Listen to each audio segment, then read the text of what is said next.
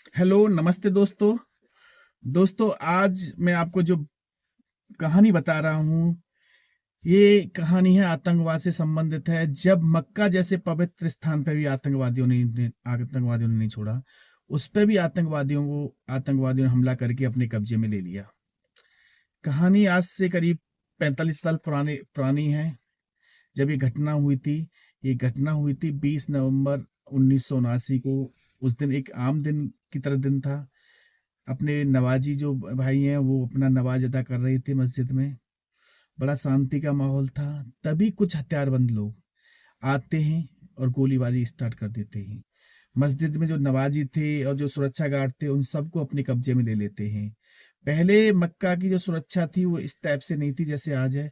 पहले क्या है, तो जो मक्का की सुरक्षा में जो सुरक्षा गार्ड लगे होते, उन पर कोई हथियार नहीं होते थे। क्यों, सब लोग समझते, पहले आतंकवादियों में थी भाई, आतंकवादी पवित्र स्थान पे हमला नहीं करेंगे, लेकिन उन्होंने उसे भी नहीं छोड़ा। और ये जो मक्का की मस्जिद पे आतंकवादी हमला हुआ था, ये हमला कहीं बाहर के लोगों ने नहीं किया। बाहर ये वहीं के सऊदी अरब के ही एक एक बंदा था, जुहेमान अल उताइबी। जुहेमान अल उताइबी, ये वहां के एक संगठन था इसका। एक वो संगठन अति कट्टरपंथी था।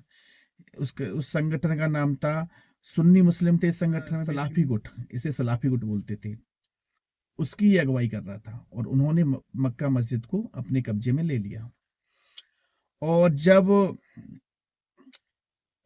वो अपने आप को बोलता था कि मैं माहिदा हूं, माहिदा आ गया। माहिदा का हिंदी में अर्थ होता है धर्म का रक्षक। वो अपने आप को धर्म का रक्षक बोलता था और कहता था कि सऊदी अरब पश्चिमी देशों की सभ्यता अपना रहा है और पश्चिमी संस्कृति को अपना रहा है, तो इसलिए मैंने ये आतंकवादी हमला किया है मस्जिद पे। और उसकी कुछ मांगे थी, वो सरकार से अपनी मांगे मंगवाना चाहता था।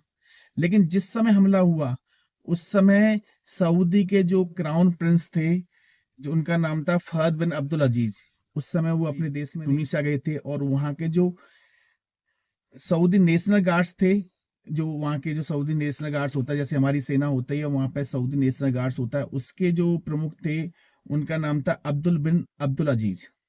वो मोरक्को गई थी। जब उन्हें इस घटना की मालूम पड़ती है कि भाई ये अब आतंकवादी हमला हो गया है, तो अपने जब देश आते हैं, तो फिर वहां की सेना मस्जिद के अंदर प्रवेश करती है। और जब प्रवेश करने से पहले वहां की मस्जिद की चारों तरफ की लाइट काट दी जाती है, दोनों तरफ से गोलीबारी होती है। और इस गोलीबारी में 153 लोग आतंकवादियों द्वारा मारे जाते हैं और 560 लोग इसमें घायल होते हैं। वहां की सेना की मदद फ्रांस भी करता है, पाकिस्तान भी करता है। उन सब की मदद से मस्जिद को वहां की सेना अपने कब्जे में लेती है। और जब ये मक्का मस्जिद पे जो हमला हुआ, ये कोई एक दिन की घटना नहीं थी। ये कई साल से इसकी प्लानिंग चल रही थी इन आतंकवादियों की। और क्योंकि पहले देखो, सबसे बड़ी बात है कि मस्जिद के अंदर हथियारों का पहुंचना, आतंकवादी हथियार कैसे लेके गए, तो ये सारी प्लानिंग पहले से थी कि मस्जिद के अंदर हथियार पहुंचना, मस्जिद को अपने कब्जे में लेना। वो सारी प्लानिंग पहले से आतंकवादी कर रहे थे और उन्होंने इस घटना को अंजाम दिया।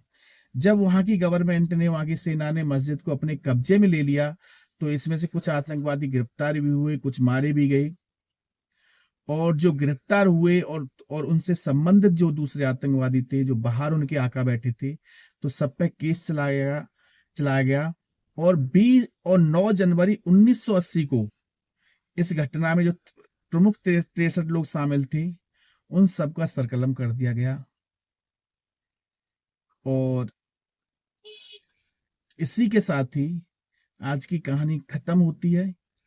और अगर आपको पसंद आई हो ये वीडियो, तो ऐसे लाइक, शेयर एंड सब्सक्राइब जरूर करें। थैंक यू, नमस्ते।